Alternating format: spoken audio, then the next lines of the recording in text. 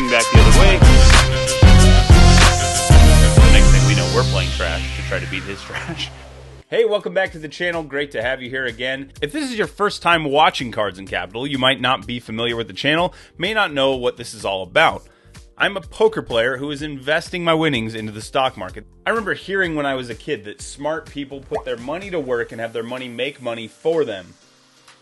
But I never really understood what that was all about, and this channel is kind of walking through that process. It's taking money that we earn at the poker table and then investing it in the stock market. Would love to have you along for the journey. Today we're going to be talking about an all-time new high for the bankroll. We had another winning session. That means I've got money to give away to all of you Patreon supporters. We're checking in on a trade that is heating up. It is getting really exciting. But before we get to any of that, we're going to discuss winner's tilt. Let's get that started with the hand of the week. On the Discord, we talk hand histories, probably more than anything else. There's some open discussion about stocks, poker, YouTube, all kinds of things. But hand histories is the primary use for that channel. So if you're not a part of that and you want to talk poker with me and with a few of our guys, check it out. The link's in the description below. Would love to have you there. This is from one of our own, Iggy. Thanks for the hand submission. All right, so here's the hand that Iggy submitted. He's playing 1-3 on a Friday night. He's winning. He's up at this point. He's got 1,100 in front of him and feeling pretty good about the way the night's going. And so he enters this hand where in the hijack he opens 8 of diamonds, 10 of clubs, folds to the button, who makes the call. The flop is 9 of spades, 6 of clubs, 4 of spades. Our hero bets $15 on this flop, continuing with a gut shot and an overcard. The villain makes the call. Now the button opponent is going to have some different connectivity with this board, holding some of the weird 2 pairs, the smaller sets, and some of the open-ended straight draws, things like that. Now, c-betting this board isn't terrible. I don't mind this bet. I think you could just check this spot. It's a fine spot to have some checks, impossible check raises even. This is a fine candidate where you have an overcard, you have a gutter ball. It's not the worst thing in the world to check, get a free card, or to check raise if it's a really weird small bet. Now that said, our opponent bets 15, the villain makes the call. The turn is the 9 of clubs, so the spade draw does not come in, and the 9 pairs, making it less likely that there was a 9 in our opponent's hand. Iggy goes ahead and leads out for $45. Now, this is a really big bet into a $58 pot. Personally, I think I'm going to look for more of the $30 to $35 sizing here. I just don't think we need to go so big. The board is dry enough, and really we're not giving them a great price to call on the flush if that's what they're doing, is trying to draw out on a flush draw. So I don't think it's necessary for us to go to $45.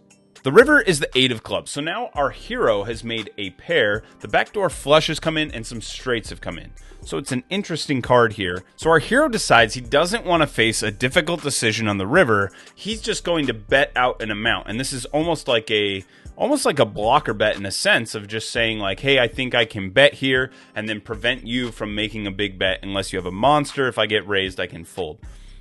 I don't like that line here. I think this is one of those hands where you need to check, and if you're going to call, you're check calling with the plan that you think they're bluffing too often. Based on what the board texture is, I think this is a fine spot where you can make some calls here as with an 8 as a bluff catcher, because really you're dealing with a 9 or a flush or a straight, all the less likely holdings of what the opponent should have, where there are going to be missed spades that, you know, had a draw on the flop and decided now when you check, they're going to fire to try to steal this thing. So I think I like the check call line more than I like leading out here. When we're leading, we're typically looking for value from a hand that is worse than ours, or we're turning our hand into a bluff. Now, I don't think we're turning our hand into a bluff here. It's clearly a hand that has some showdown value. You know, if you had like pocket deuces, that might be, you could be maybe turning that into a bluff. Especially if you held like a club or something. But in this case, we're really trying to get to showdown. So when we lead out here, we're saying, hey, we think we can get value from worse. I don't think that's the case very often. I think the majority of the time, really the only hand that makes a lot of sense here that we are beating that has made a hand is something like 7-8, where maybe 7-8 of spades, where they had like the flush draw and they were open-ended, decided not to raise us at any point in the hand. I think that's possible, but there really aren't many targets for us here where we can be getting value from worse and expecting to get paid off. Maybe pocket sevens, something. So there's only a few candidates. So I really would prefer to check. We're fine to just take what's in the pot at this point. It's not a small pot.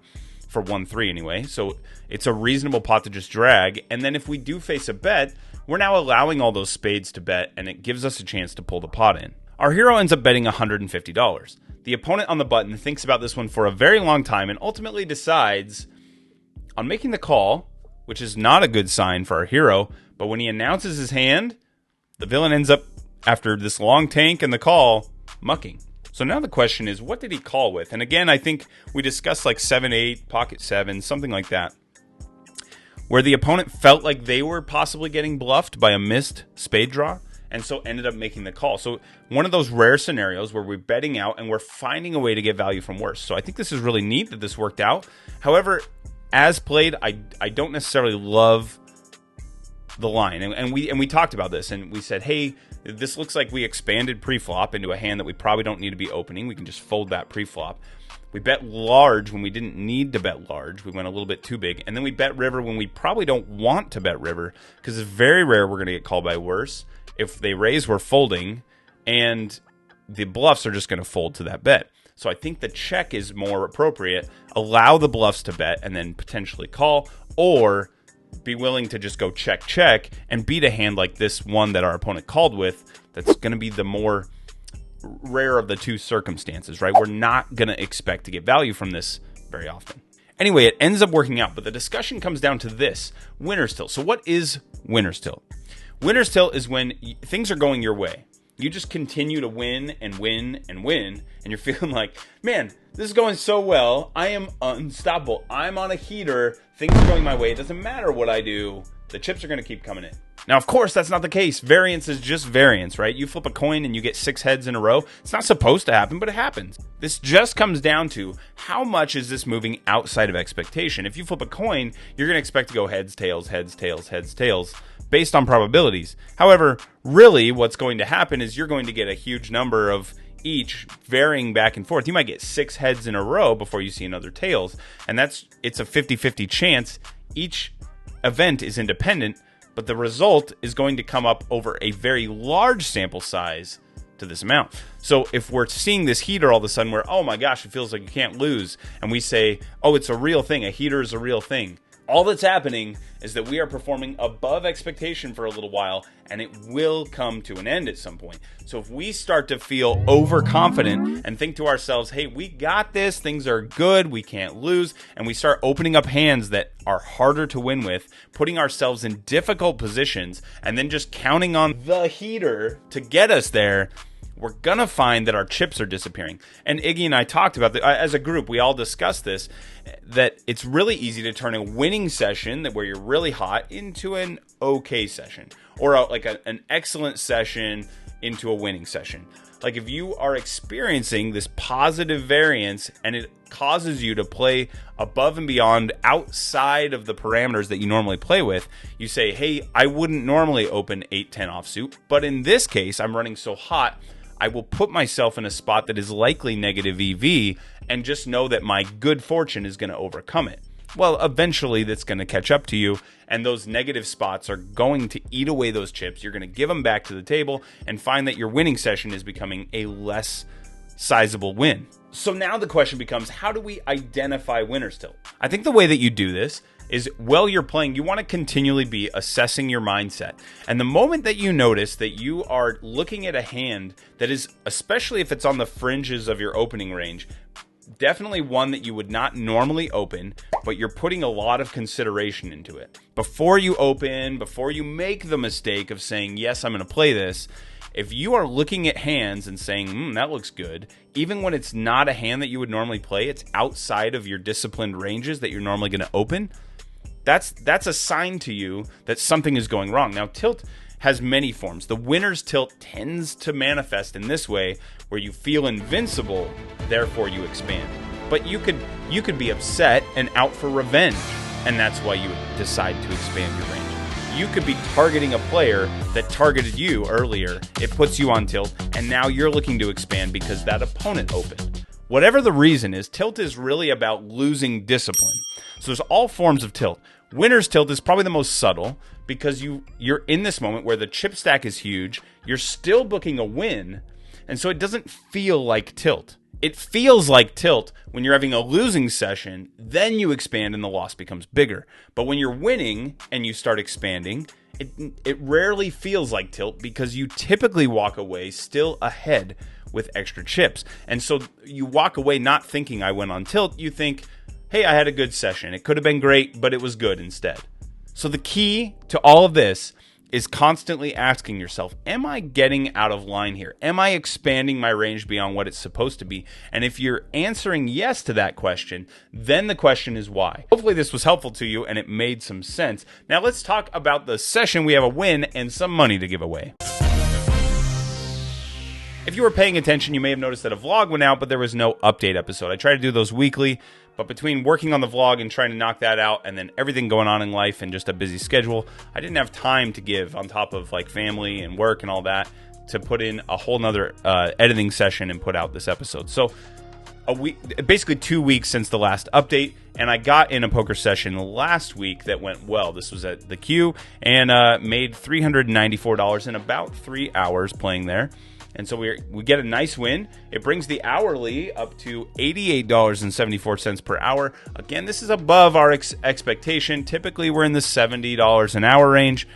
As long as it's going, man, let's ride this thing up. I love the hourly at almost $90 an hour. It would be so fun to break $100 an hour. I've never done that before, but it would be sweet. Our previous all-time high was $26.23, and we move it up to $30.17.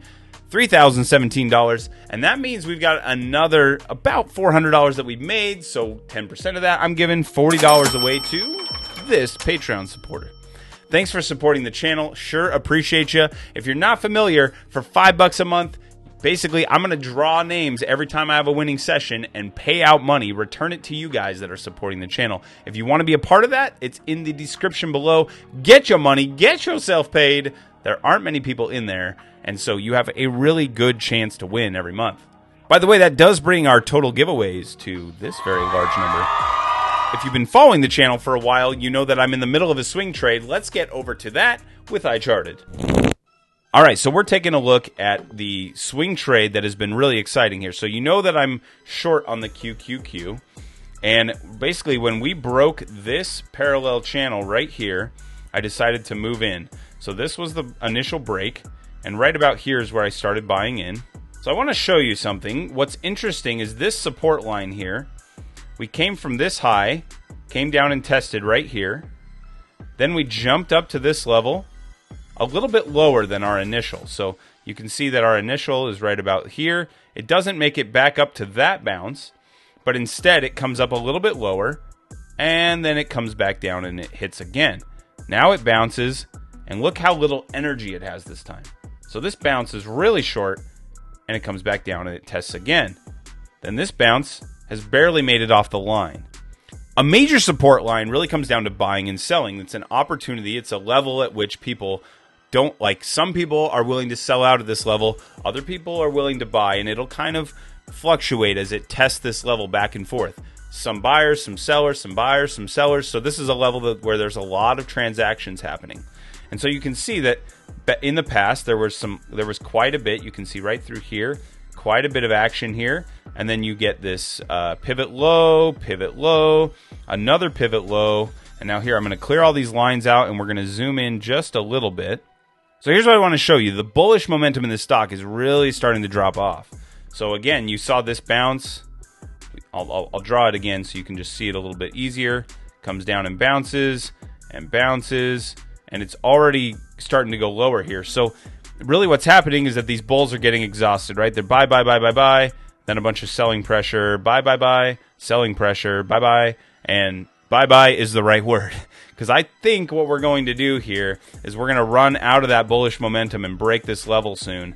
And then I want to show you this because I think this is a pretty good target. We were talking about that consolidation that takes place and how important it is. Take a look at this move right here. These are almost entirely green candles through here.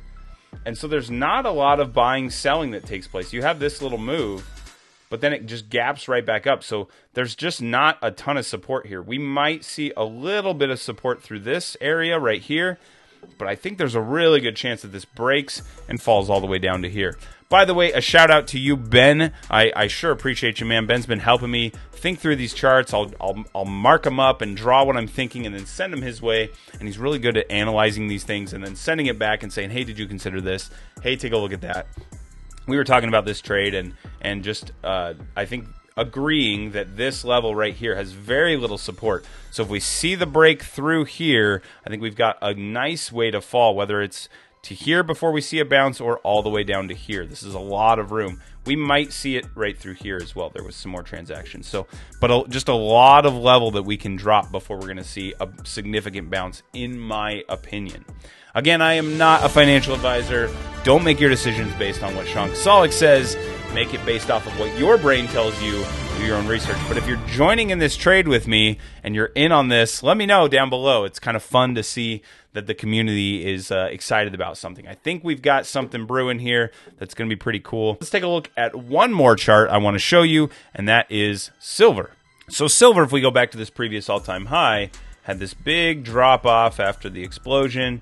It kind of just holds pretty flat, and then eventually when gold goes up in 2020, it followed it up. Nowhere near what gold did. Gold went near its all-time highs. We hit about 30 bucks. 50 would have been the price, so this would have been matching gold as far as going to a previous all-time high. Instead, it hit 30, and then it's just been in this wedge right through here, right? So not doing much, just kind of playing with this wedge, and I think we have the potential to go this way or that way. It could break in either direction, but I will tell you why I am sensing the bullish side and looking for this, and that is because of the gold to silver ratio.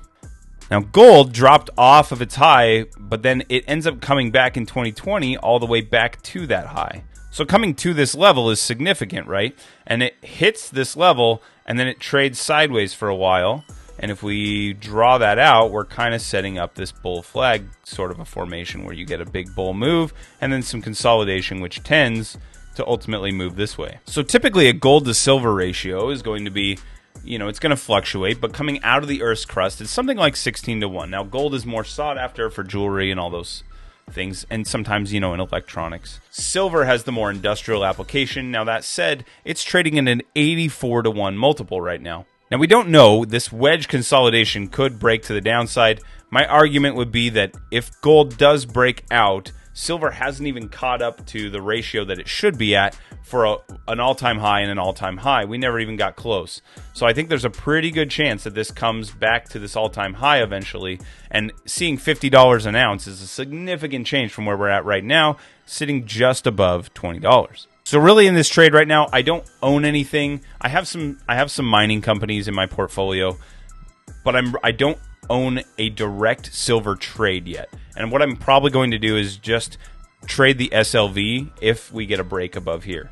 So SLV is really just playing the spot price on silver. So if it gets a break above this level, I'm probably going to try to be buying in somewhere around the 25, something like that.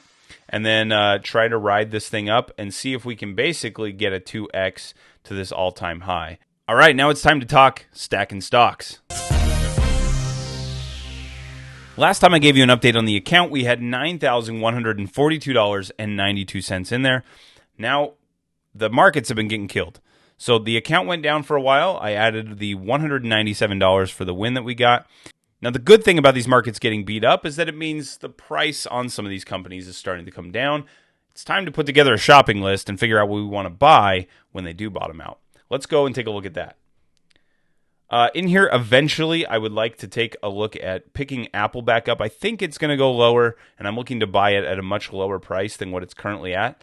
So we'll see what happens there, but I'd like to see this go lower and then buy back in. Costco, I think, is way too expensive right now, but it's one that I'm watching. It's a company that I like. I just haven't seen it it's overpriced, in my opinion. And you can see over here, this is looking at the 200-day rolling average and just trying to basically figure out what it is that these companies are at versus what they have been historically. So Costco, on the high side of this, you're not buying it at a great price right now. On top of it already being, I think, a little expensive for its earnings. I don't think it's giving you enough back at this moment to be making a purchase. That's my opinion. And I want to see it come down. So if that company comes way down, I'm interested. Domino's is one that I'm doing some research on. They have a decent amount of debt here. Let me just pull up Domino's real quick. Domino's has almost $5 billion in debt, and they have $13 billion as a market cap. So they're closing in on almost half of their market cap value in debt. I don't love that. Here's some things I do like about it. Revenue growth has been strong. Free cash flow has been mostly moving in the right direction. Maybe a little bit of a dip here. So again, this is a company I'm watching, not one that I'm buying right now, but just one I'm considering. And the dividend growth has been strong here. Shares outstanding is coming down, which is positive for the price point. But this is really pretty amazing to see. Their return on capital, you typically see the cost of a loan right now being something like 7 to 8%. And they're returning 72 cents on every dollar loan to this company. So that's just a huge return. And when you have that kind of ability to return cash to your stockholders when they give you money, I just think there's a lot of potential for it to continue to go up. All in all, an interesting company, one that I'm watching. Another one on here, that I own MasterCard. I'll probably continue to add to that. Nutrien I own, going to continue to add to that as well. Philip Morris is an interesting one. We'll take a look at that one as well. This one returning, again, just a huge return on capital, which I really like to see. So like 60%, 60 cents on the dollar, 35. So you're getting a really large amount back. And their dividends just continue to grow year after year after year. The nice thing about Philip Morris is that it just continues to grow its dividend. So we're at $1.30 per quarter on a company that costs $91.63, almost a 6% dividend yield, which is pretty amazing. Public Storage is one that I really like, and we're going to talk about this one more in depth at some point. But this is a company that just love these trends, love the revenue, love the free cash flow. The dividends continue to grow. Now their debt is about $7 billion, but again, it's really manageable when compared to the market cap. And this is a real estate company, so you're going to expect it to be on the higher side. Again, returning above what it costs to borrow money, which is always good to see. And then the shares outstanding not growing, they're staying pretty flat. Most real estate companies, you're going to see that there's a lot of fluctuation in those shares outstanding to make purchases. Yeah, so just some good things. This is another company that I currently own. I'll be adding to it as well. And then last but not least, Union Pacific, another company that I own, that I like, large profit margin, paying a pretty good dividend. They have a fair amount of debt, but again, relatively small compared to market cap. And with their dividend growth has been pretty excellent. 10 years ago, so 2013, you were getting 35 cents per quarter. You're now getting $1.30. So you're getting almost 4 times what it was only 10 years ago. And so that's a huge return on the dividend and something I really like. If you continue to see dividend growth in this company, buying in today, you're getting 2.5%. But in the future, if this continues to expand, you just have such a huge potential for earnings. Nobody can easily come in and displace this company. So there are companies out there that have a ton of competition or they're just easily displaced, right? And this is not one of them. You can't easily build another railroad. It's not something that you can just step in and be like, oh, no problem, we'll just build another railroad. So they have what, defensively is called a moat, a large moat around this company, and it's one that I just think will continue to return earnings. So this is another one that I'm watching, another one that I want to buy more of. So those are some of the things that I'm keeping my eye on right now. If you don't have a shopping list, and I probably need to add to mine, there are plenty of companies that I currently own in my portfolio that I will probably add to as well when they get discounted enough.